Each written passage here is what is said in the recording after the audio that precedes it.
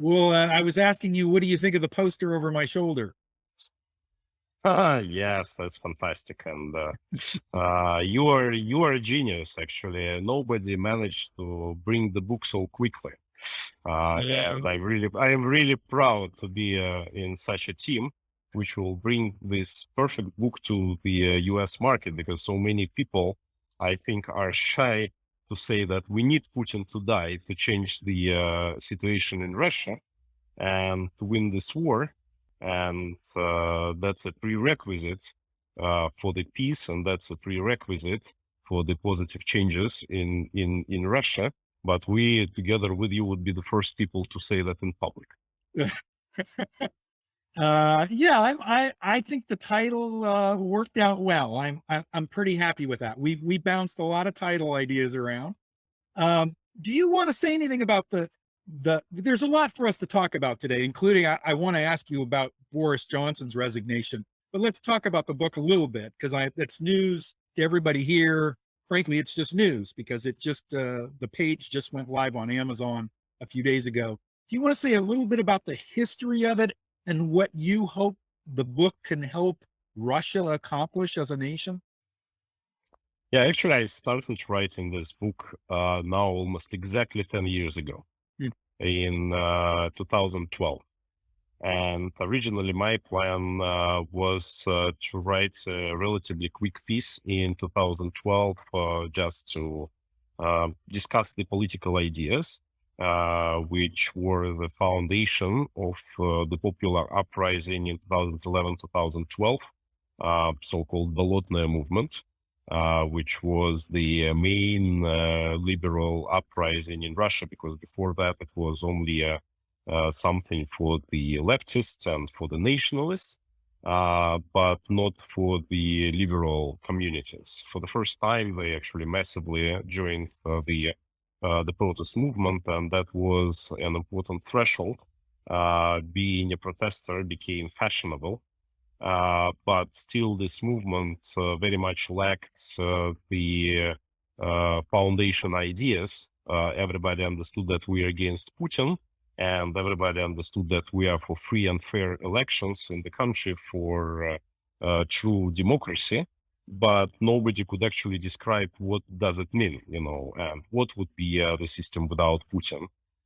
What is the dream that we have in our minds, and what does democracy mean? Because for many Russians, unfortunately, democracy is very much still associated with 1990s and with chaos and with poverty and with the corruption. So when you would ask an average Russian how you would define democracy, and they would say that democracy is the power of Democrats. Hmm. And to my mind, that's a totally wrong definition because Yes. to my mind, democracy is power of the people and not Yeah. of Democrats. And we are Democrats as much as we actually share this idea that it should be people who rule the country, and they can make mistakes, obviously, and that's in their power to make those mistakes. They should learn from the mistakes, and they may make the decisions that we don't like, but that's what democracy is. Yes. And I thought that it should be the first book of this kind.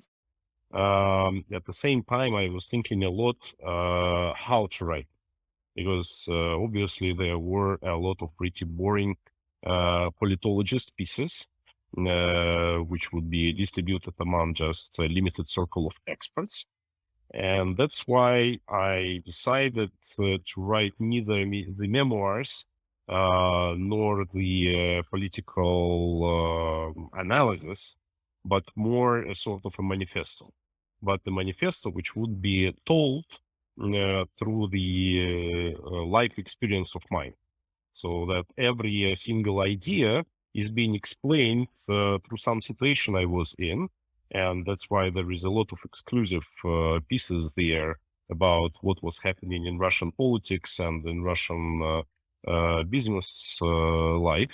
And within power circles, elite circles that people know about, but they don't know how they actually live. And Yeah. they know certain stories like from the formal side, who was making which decisions, who did what, but how that actually was happening, and that's why there are a lot of dialogues in this book. There are a lot of storytelling. Yeah. There is a lot of storytelling there, and that was the main idea. I finished the first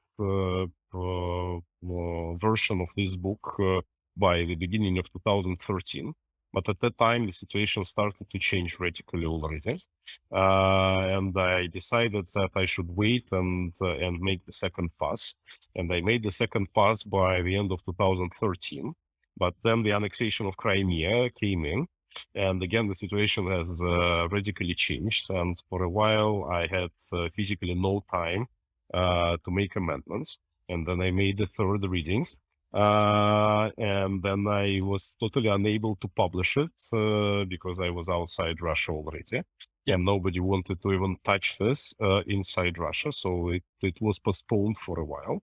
Then I finally made the reading, which I thought was final, in 2019, because at that time there was several Ukrainian publishers who were approaching me, telling me like they want my book and they want to publish it and distribute it. But then COVID started, and COVID totally killed the publishing market in all our countries, as nobody was actually buying printed books, and everybody was trying to read them online, and it's a totally different economics for the publishers. So they said, okay, so now if you pay us for publishing the book, we will obviously print it. And I said, I don't mind paying you for doing this, but I wanted to make sure that you would actually distribute the book, so that you would be financially motivated to do the distribution. So again, it was postponed, and then the war started, and then we met each other, and now I see it's a brilliant opportunity to finally bring this book to the market. And actually, it's the very right time to bring not only the English version but also the Russian version of the book. And I'm extremely thankful and grateful for you that you are pushing me to actually finish it, and push it out. Well, as I said, I'm gonna put a link here. I've somehow moved all the windows around on my computer. There it is. Hold on, just bear with me here. I'm gonna put a link for the book at Amazon, but I want to let everybody know we would love for you to go buy a copy today. We'd love for you to go buy a copy every day. And is it 80% of the revenue is going to the Bravery Foundation, correct? Uh, Yeah, so right. everybody would be used not for our personal profits, Yeah. but for actual fighting. So for making what is written on the front page of the book to actually happen. Yes, exactly right. But I do want to make the point that next week we'll have a landing page available where if you buy the book, it'll be the same price as Amazon. But if you buy the book through that landing page, it will be signed, with your name, this is for Ina, this is for Bonnie, and signed by Ilya, and then shipped from Ukraine, unless we meet up in the US for a book signing. But you can get an autographed copy of the book by going to that landing page and waiting next week. And one of the advantages of that, frankly, is when you buy it from this landing page directly from the Bravery Foundation, the Bravery Foundation will make a much bigger profit, because when you buy a book from Amazon, most of the money goes to the publisher in Amazon.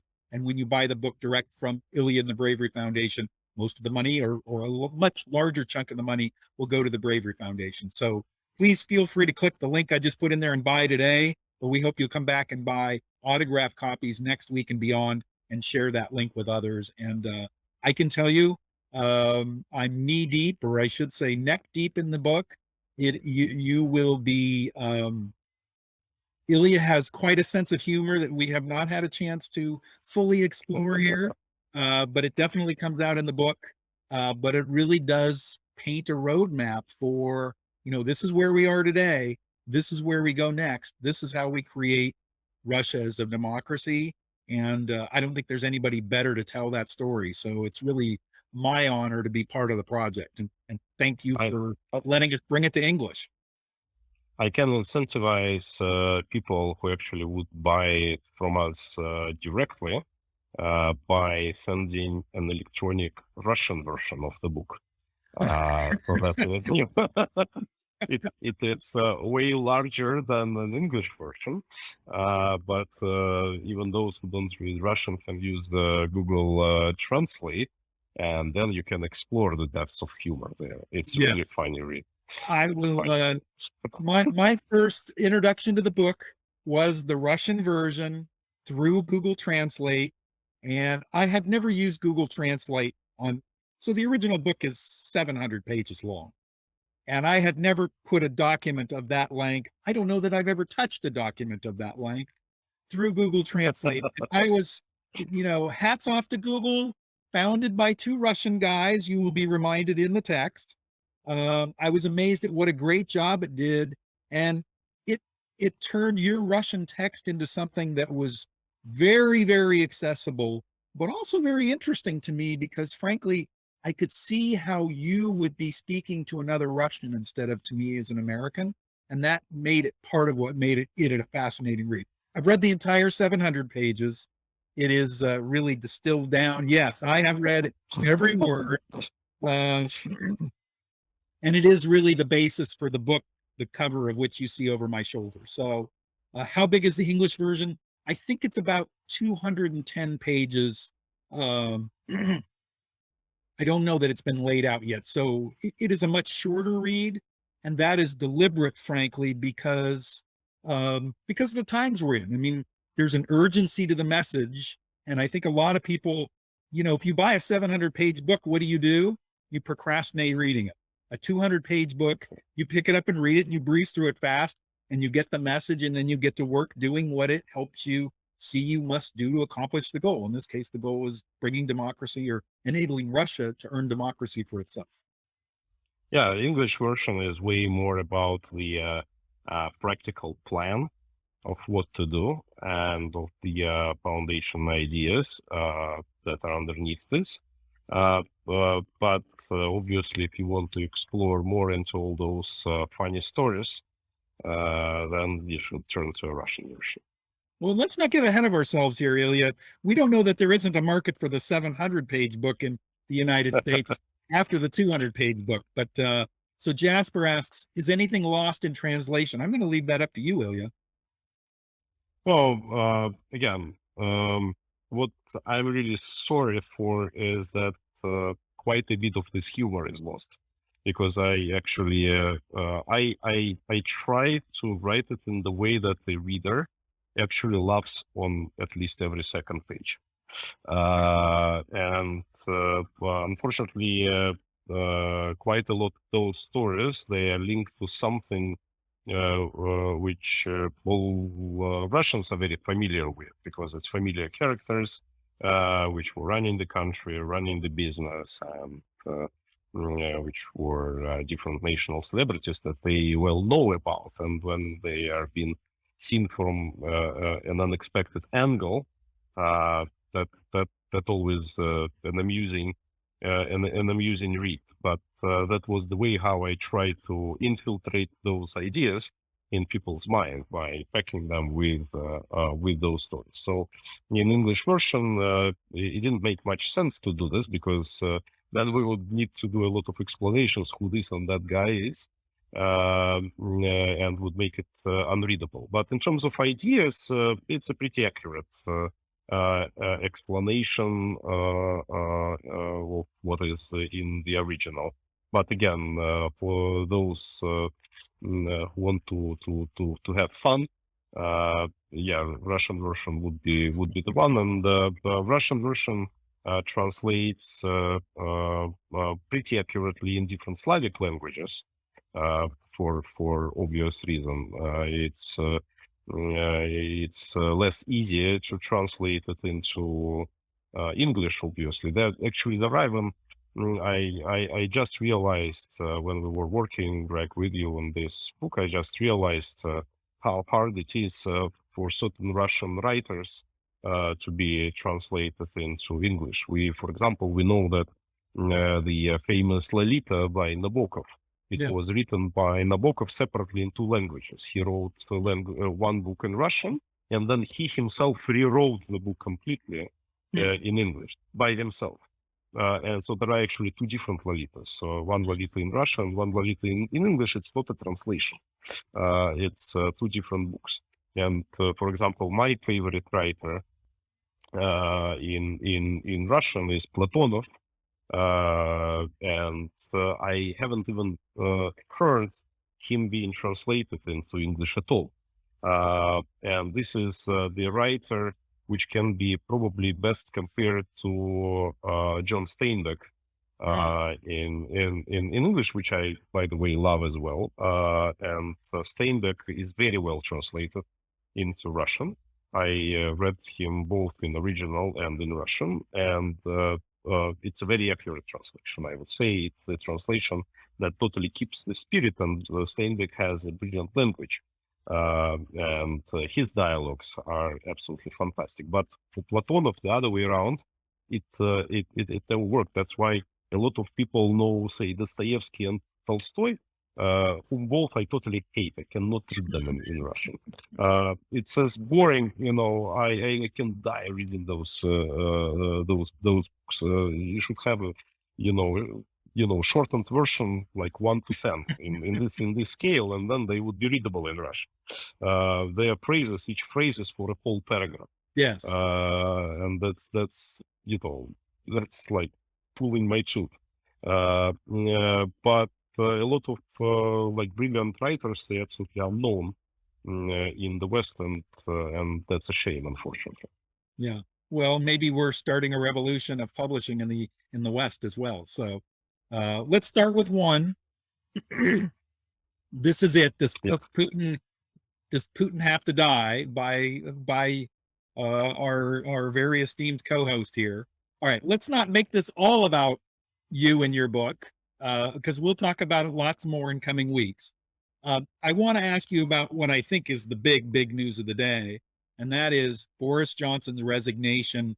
And there's lots that can be said about this from obviously an English perspective, but what does this make you think about in terms of Ukraine, Russia, and frankly Putin? What does this mean for the state of things there in your part of the world?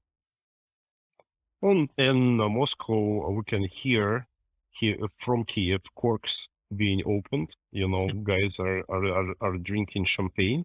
Even Peskov, Putin's press secretary, said today that he hated us and we hated him. So He named Boris Johnson hated the Russians, yes, and the Russians yeah. hate Boris Johnson. Okay, want to make sure I have the right pronouns. Yeah, absolutely. In Ukraine, obviously, the sentiment is the opposite. Ukrainians loved Boris Johnson. Boris Johnson's approval in Ukraine was as high as Zelensky's. So it's like unanimous love for the guy, and obviously people are very sorry for what has happened. He was seen as world leader number one, who is the friend of Ukraine. He's been trailed slightly by Andrzej Duda of Poland, but still Boris Johnson was obviously number one. And he traveled several times to Ukraine, and he walked in the streets of Kiev, and there were a lot of people just meeting him, shaking hands, patting him on the shoulder, so he was adored. But speaking pragmatically from the political standpoint, I don't think that actually much would happen with him being replaced. There are no premature elections. It's the same party. It's the party line which is defined, and everybody, even Johnson's adversaries, they are very much pro-Ukrainian. So we think that whatever change would actually happen, maybe it would be a slight decrease in public rhetorics and whatever, but the essence of the politics would be more or less the same. You mentioned Putin's press secretary in Moscow. Should we expect that this will be spun in such a way for Russians as propaganda that it will be yet another sign that the invasion of Ukraine is just and Russians are doing the right thing, et cetera, et cetera, et cetera? And And is it already a big topic of conversation on February morning? On February morning, definitely, yes. We are talking about this virtually every single hour. This issue is being touched with all our guests because it's really big news. In terms of Russia, it would be treated slightly differently. It would be treated as that all pro-Ukrainian politicians are not popular with the ordinary people. That Mm, that Johnson tried to play the card of Ukraine, but that people rejected it, and that's a logical outcome of his failure. mm, And that they are telling about this all the time. That look how Biden is unpopular, and Biden is unpopular because he's helping Ukraine. And they are telling the same thing about Macron and about Scholz and about other leaders.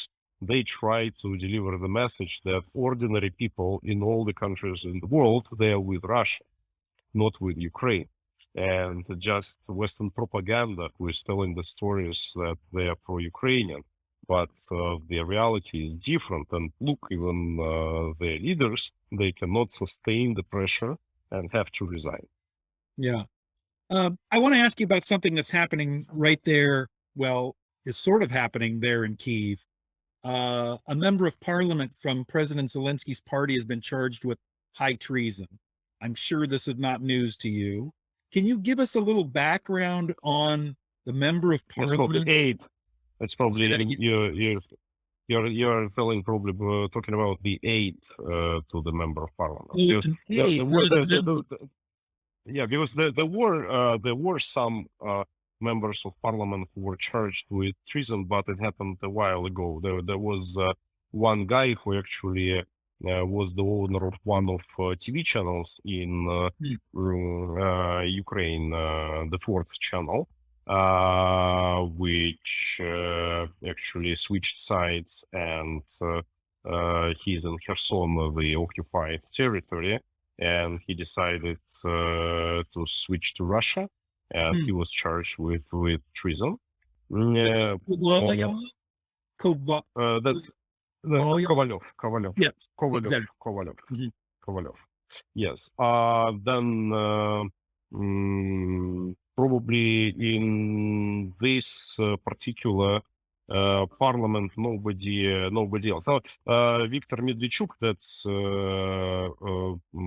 Putin's relative, who is the mastermind and the godfather of the pro-Russian political party called Opposition Platform for Life.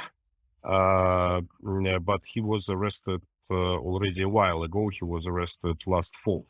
And he is Putin's ally, and it's a very interesting story behind him because he was publicly adversary to Petro Poroshenko, the previous president, but in reality they were making business together.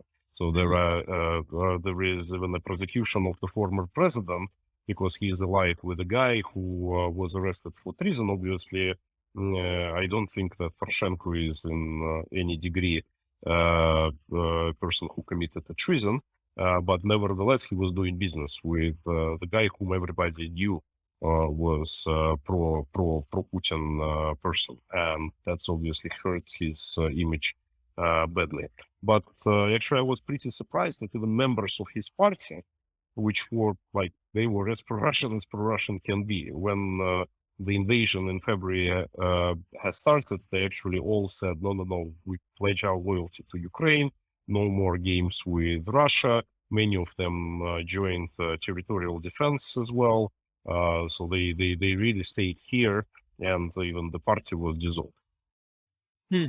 So is this an ideological switch? Is this a switch because, and I'm going to say his name wrong, but Kovalyov, has he been tempted by money and power? I know I'm asking you to speculate, but what do you think makes a member of the parliament like that switch as he has done in the middle of an invasion? You know, can be different reasons, but to my mind, the reason number one is that the guy was the owner of agriculture businesses, which are located around Kherson.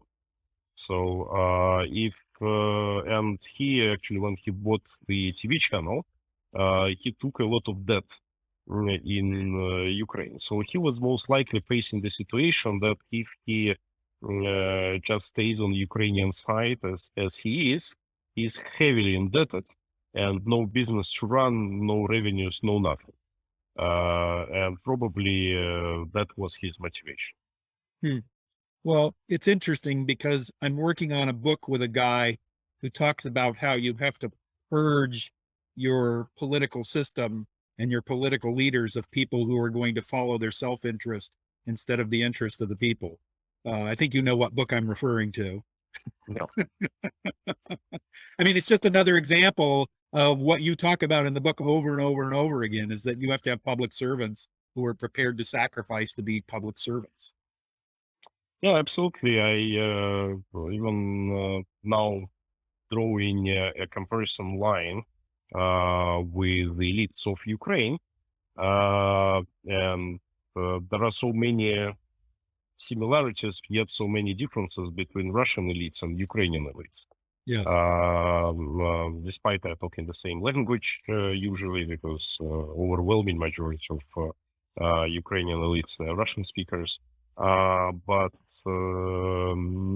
nevertheless, in Russia, serving the government, serving the state is one of the values. In Ukraine, you should serve your family rather than serving your state. And Ukrainian culture is totally anarchic. And that's why it's extremely hard to get those elites organized in the time of peace. But Hmm. the other side of this, that in the situation of war, Russian elites, they tend to say, "Oh, that's not our war. We are just the cogs in the machine, and we continue to work to rotate in the same fashion as we were doing it before, and that's our superiors who are making the decisions, but we are not taking part in the military. We are not willing to fight. There is no sacrifice from us." Yes. In this regards. In Ukraine, that's the opposite. A lot of representatives of Ukrainian elites, even being reputable members of parliament, members of the government, large business people, they actually joined the military, and they are now proudly posting their selfies, from the front lines. Yes. Obviously, they like to boast, but at the same time, they really are fighting there, and some of them already even perished in the field of war. And that's a different culture. It's like an order which actually glues together the Ukrainian society, and that actually stands behind the phenomenon of Maidan revolutions, which happened already twice in Ukraine over just 20 years. So it's pretty often. Yes. Is because this self governance, this self determination, is something which is very close to Ukrainian heart. It's the fundamental value which sits within the representatives of the elites. There's two things I want to ask you just to follow up on that. One is you talked about within Ukraine, even business leaders are joining the military. And I want to add a word there to reinforce they volunteered to join the military. Yes. This was a voluntary action, just as you did, which you shared with us in the first show and talk about in the book. Whereas in Russia, I really wonder what percentage of that army is volunteer versus conscripted. My guess is it's a very high percentage. In Russian army, actually, a lot of people also volunteers, but they're not volunteers; they're mercenaries. It's what Putin is doing is he is recruiting very, very poor people from remote areas, offering them ridiculously high salaries. because what Putin really has, he has a lot of money, Yes. and he's using it to its benefit, and he's getting so much money coming in from energy exports Yeah. right now. So he has a lot of cash, and he's spending that cash on those mercenaries to join the Russian army. Whether we would call mercenaries volunteers, well, it's probably not so accurate. Because to my mind, volunteer is somebody who is doing because it's his heart, which Yes. is asking him to do it, and there are virtually none like this in the Russian army. There are some, but Yeah. it's such a rare exception, which just proves the rule. But mercenaries a lot. Yeah. Well, the other point I wanted to make is, as we were just talking, you talked about Russians serving the government, but I also have the sense from reading your book and others that often when Russians serve the government, what they're really doing is serving the government because a bag of money drops out the other end. Government That's service is combined with corruption, and the corruption ends up making my life better because I'm one of the beneficiaries of it. that's also true. That's also true, but it's not, I would say, universal rule. It's something that actually Putin supports. He prefers people who are motivated by corruption over people who are motivated by certain values and the feeling of statehood, or who are passionate. Because he's afraid of the latter, and he really enjoys of the former. Yeah. Birds of a feather, they flock together, right? And he understands how to deal with the corrupt people. He understands how to control them. He has criminal cases prepared to be enforced against them, and keeping them close to his chest, he is enforcing their loyalty. Yes. That's why he prefers to work with the corrupt people. Yeah. It's a system he understands, and it's a system he promotes, and he wins when he He promotes cultivates it. He cultivates it. cultivates it. Yes. Yeah. I'm going to let you go. Is there anything you want to add before we end this today? I hope we will soon have pieces of our book to drop as teasers. I am aligned with you on that. Well, I want to thank you again, Ilya, for being here. Thanks everybody for joining us. I am going to put some links in the chat box before I go. One is for the book again, but as you heard earlier, feel free to buy it now. I don't want to discourage anyone. But if you wait until next week, we will have a landing page where you can buy the book directly from Ilya's Bravery Foundation. Much more of the proceeds will go to the Bravery Foundation instead of Amazon. And it sounds like he's going to include a Russian ebook version of the original 700-page book, which I also recommend, by the way, but I would read the shorter book first. It will whet your appetite for the longer version.